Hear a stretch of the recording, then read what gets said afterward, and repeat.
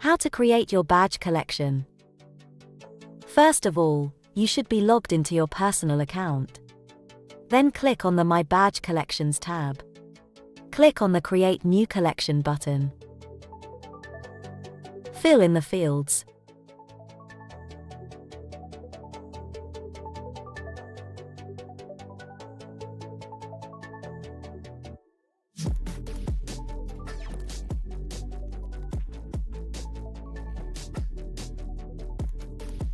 Select and add your earned badges.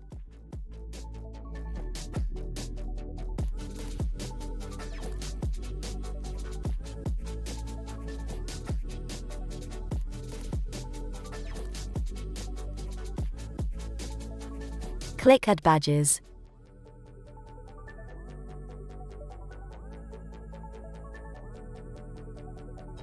Make your achievements visible with citiesoflearning.net.